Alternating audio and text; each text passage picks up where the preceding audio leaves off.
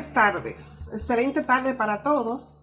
Este es su programa Guía de la Enfermería. En esta oportunidad vamos a estar tratando como tema principal cuál es el proceso de elaboración de las vacunas, cuáles son los errores de las vacunas. También vamos a hablar de los distintos medicamentos. Vamos a estar tratando todos los temas relacionados a la elaboración y el proceso de las vacunas. ¿Cómo se elaboran las vacunas? ¿Y por qué es tan importante este tema? Porque como estamos viendo actualmente con la pandemia, estamos hablando desde más o menos marzo de que se está elaborando una vacuna casi a vapor para lo que es el COVID-19, el SARS-CoV-19. Entonces, hay mucha gente que tiene esas interrogantes y tiene dudas con relación a si se va a administrar o no se va a administrar la vacuna cuando en su oportunidad esta se encuentre disponible en el país. Pero todas esas dudas surgen porque no sabemos cuál es el proceso de elaboración de las vacunas y también porque no conocemos efectivamente de dónde vienen. Entonces, este programa está dedicado a esa parte. Vamos a hablar del proceso de elaboración, de su comercialización, también de los errores que se presentan en el proceso de elaboración de las vacunas. Y así usted va a tener más o menos la seguridad de una información certera, y también está su opción si se quiere poner o no se quiere poner la vacuna. Debemos recordar que no solamente está en elaboración la vacuna del SARS-CoV-19, tenemos otras cientos de vacunas que ya están aprobadas por la FDA, que están actualmente en el país, como la de la influenza, como la difteria, el tétanos. Tenemos todas esas vacunas disponibles actualmente en el sistema de salud, y que también por dudas y por, ¿cómo decirlo? Por dudas y por la negación o por el no conocimiento de las vacunas, tampoco no las administramos. Entonces, vamos a hablar del proceso de elaboración de las vacunas. Esto es un proceso bien complejo que consta de varias etapas. El primer proceso de elaboración de las vacunas está la fase exploratoria, que en la fase exploratoria esta es la primera parte del proceso de elaboración de las vacunas. En esta se debe identificar los genes que son importantes para desencadenar una respuesta inmunitaria eficaz, e incluso si fuera necesario remodelarlos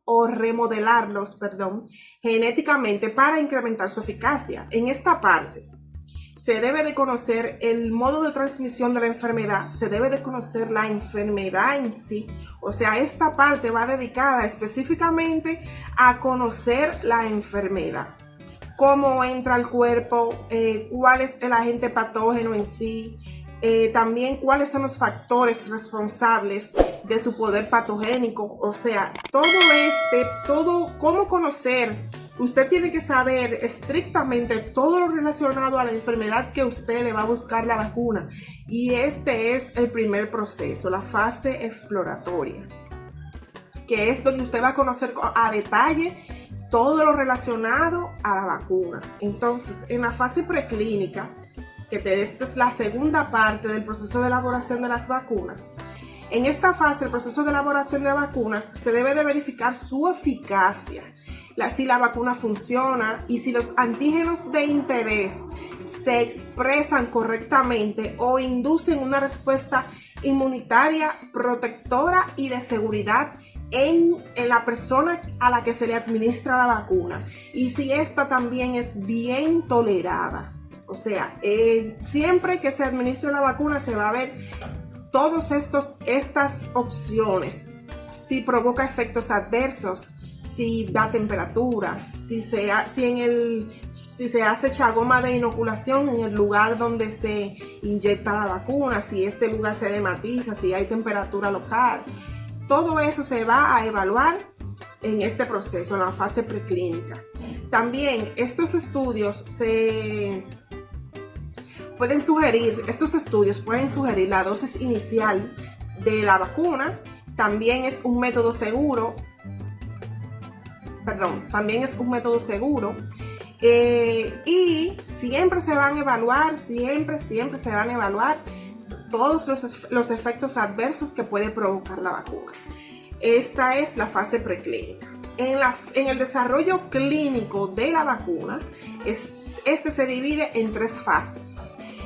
Hasta la fase 1, que es el primer intento de evaluar la vacuna candidata en humanos, y esta involucra a un pequeño grupo de personas. Aquí es donde se comienza a trabajar la vacuna en personas, en adultos.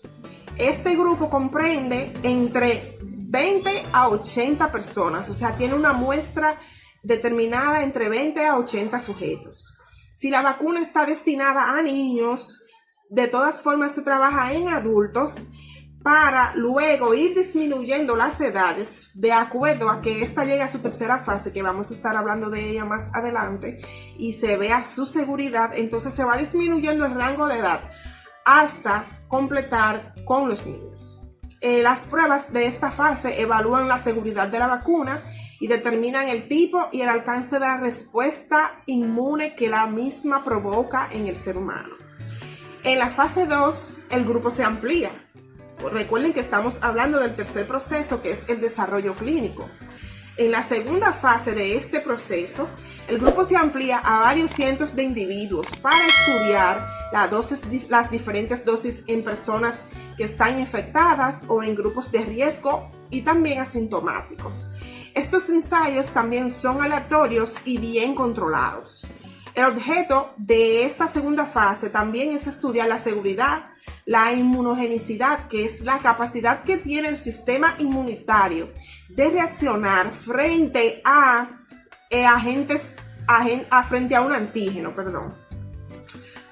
También se evalúan las dosis propuestas, se evalúa el calendario de inmunización, o sea, en qué tiempo y qué cantidad de tiempo se debe esperar entre una vacuna y otras en caso de que sea necesario, y el método de administración de la vacuna. En este caso, si es intramuscular, si es subcutáneo, si es endovenoso y sucesivamente. Esta es la segunda fase del proceso de desarrollo clínico. Entonces, en la tercera fase, que es esta fase tiene que ser, la vacuna ya tiene que ser una candidata exitosa. ¿De qué hablamos? De que ya para este proceso ya la vacuna se considera que es efectiva. O sea, en este proceso, cuando ya pasa el ensayo 1 y 2, se hace con una mayor cantidad de personas. En esta se habla de miles de personas, o sea, ya la muestra o el grupo de sujetos se amplía. Y en este proceso de elaboración de las vacunas, la administración de la vacuna es aleatoria, o sea, se involucra la vacuna experimental y se prueba con un placebo.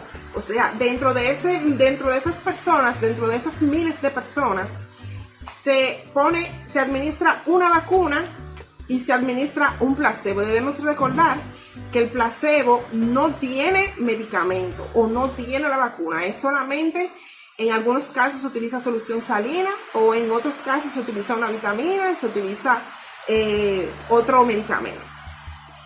Y el objetivo de esta tercera fase es evaluar la seguridad de la vacuna. Siempre en todas las fases se evalúa la seguridad de la vacuna.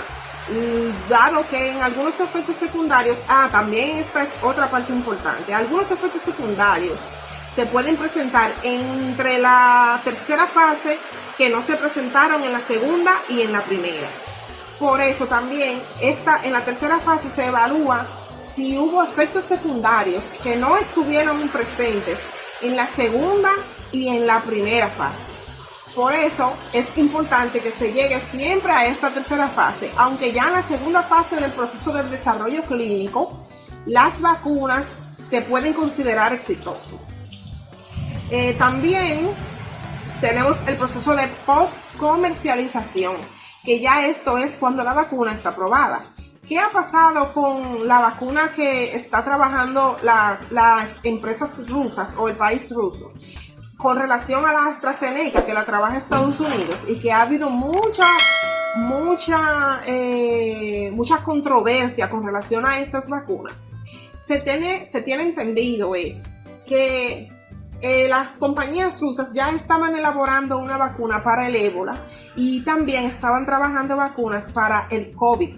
específicamente no para pero al estar trabajando con este tipo de vacunas ya tenía un proceso más adelantado con relación a las vacunas. Entonces, cuando llegaron a su proceso de desarrollo clínico, que se presenta el SARS-CoV en enero de este año, ellos decidieron trabajar esa parte para ver si también era efectiva. Por eso se dice que la vacuna para el SARS-CoV-19 que está trabajando Rusia sí se considera que es efectiva.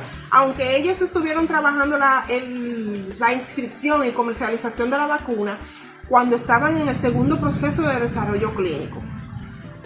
En la postcomercialización, primero hay que hacer la autorización reglamentaria, que es todos los datos recopilados, se van a una fase previas, se envían para un proceso de aprobación a las autoridades sanitarias correspondientes. Entonces tenemos el proceso de fabricación, que para producir un único lote de vacunas se tarda alrededor de 22 meses. Entonces, es algo importante. Como vamos a decir, tenemos como en 8 meses, desde que se puede mencionar que el SARS-CoV comenzó en enero, como en 8 meses se piensa que una vacuna se puede se puede procesar y se puede trabajar y se puede crear un proceso de elaboración efectivo. Verdaderamente, anteriormente los procesos eran más lentos porque no teníamos la tecnología que tenemos ahora. No quita que el proceso de elaboración sea largo y sea tedioso, pero para tener un buen lote dice que se especifica más o menos 22 meses. Esto no quita, vuelvo y repito, que el proceso se pueda acortar, pero como se tiene estipulado que para enero del 2021 exista una vacuna para el SARS-CoV-19. O sea, estamos hablando que luego del proceso de postcomercialización, la autorización reglamentaria, estamos en agosto, septiembre, octubre, noviembre, diciembre, 6 meses.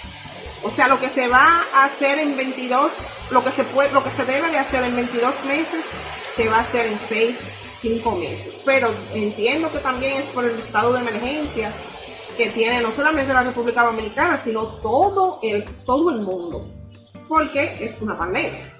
Claro, todas las demás enfermedades que se les creó una vacuna fueron porque tenían una emergencia o estaban en un estado de emergencia.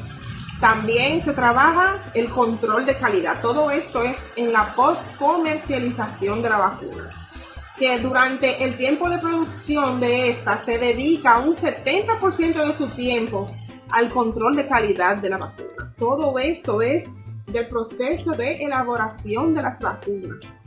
O sea, durante el tiempo de producción se dedica un 70% de su tiempo al control de calidad de la vacuna. O sea, siempre el control de calidad de la vacuna. La autorización reglamentaria es indispensable y el control de calidad también. Esto va a determinar el tiempo que la vacuna debe de estar en circulación, el proceso de traslado de la vacuna, si esta necesita de refrigerio, si no necesita de refrigerio. Todo eso, el control de calidad es que lo va a trabajar. Otra cosa importante es destacar que también han habido errores en la creación de vacunas y que en su momento, a finales del siglo XIX, más o menos por ahí, ya se había creado varias vacunas para humanos, entre ellas la de la viruela, la plaga, el cólera y la tifoidea, pero sin embargo no existía regulación sobre la producción de las vacunas.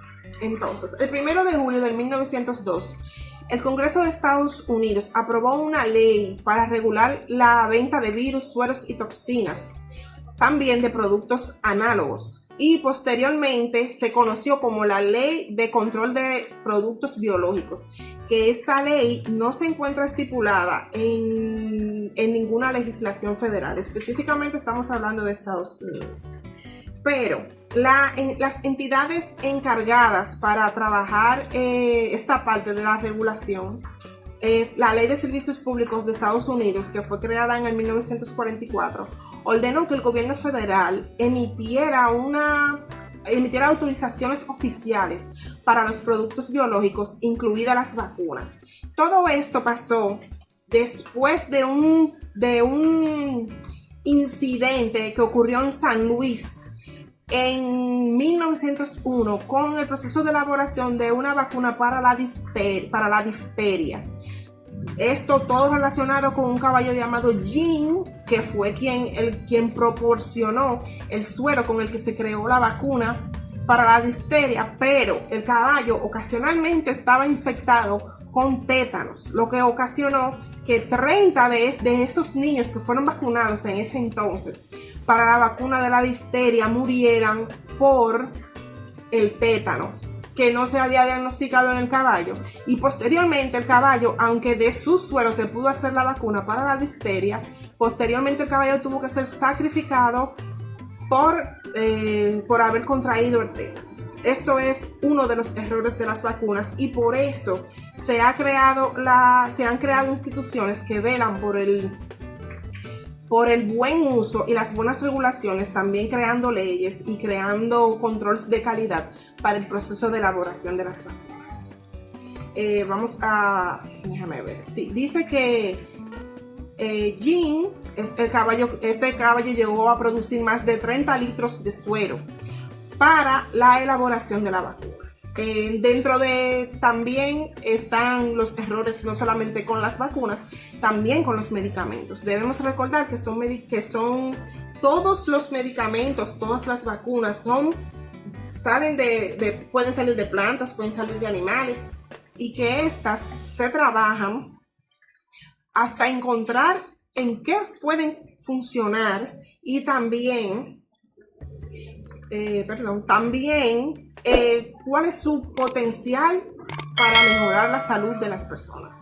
En este caso también se puede mencionar un error, pero con un medicamento que se llama talidomida, que este medicamento se trabajaba o se creó con la función de usarlo o sustituirlo por los barbitúricos. Pero este medicamento se entendía que era mejor que los barbitúricos porque los efectos eran menos nocivos para el cuerpo de las personas y para los seres humanos.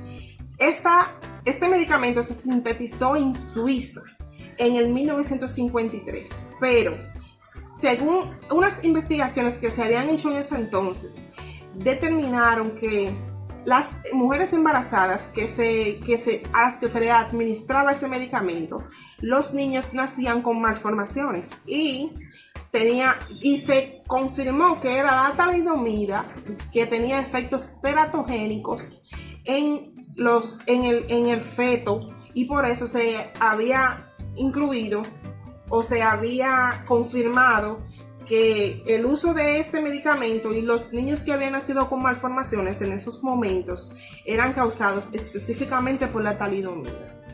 Este medicamento, aunque para esa ocasión es teratogénico, sigue siendo teratogénico. De todas formas se utiliza específicamente en pacientes con cáncer, porque se ha determinado en otras investigaciones que este medicamento sirve para la angiogénesis, o sea, la capacidad que tienen las células de reproducirse la disminuye o elimina, lo que es satisfactorio en los pacientes con cáncer. Y por eso hay investigaciones que han dado muy buenos resultados, hicieron que se continuara usando la talidomida, pero ahora ¿cómo decirlo? En personas específicas. O sea, ya la talidomida no se usa como analgesia, ni como medicamento para las náuseas, ni nada de eso. Ahora se utiliza específicamente para pacientes con cáncer. Por eso, importante destacar esta parte. O sea, todos los medicamentos en algún momento tienen un uso para algo, y después se entiende que se debe de usar para otra cosa, como el caso de la sildenafil, que es un medicamento que se utiliza para hipertensión pulmonar, y se ha descubierto que uno de los efectos secundarios importantes del medicamento era la erección en el hombre. Entonces, la compañía Ni Corta Ni Perezosa, la compañía, no voy a mencionar el nombre, ha cambiado el uso del medicamento porque no todo el mundo sufre de hipertensión pulmonar. Ahora se utiliza el medicamento como un potenciador de la erección masculina. Entonces, esto también se puede mencionar como un error de los medicamentos. Y dentro de ellos pueden haber muchísimos otros medicamentos, como mencionar el misoprostol, que tiene una acción gástrica. Y también se utiliza para otros fines. Recordar a las personas que estamos en las redes sociales, como en Facebook, Instagram y Twitter como Guía Prehospitalaria, y en YouTube estamos como Guía Prehospitalaria News. También nos pueden seguir o pueden descargar la app Guía Prehospitalaria News para Android. Y nada, esto es parte de nuestro contenido desde casita por la tormenta. Espero que les haya gustado. Cualquier duda, sugerencia, información adicional la pueden dejar en los comentarios.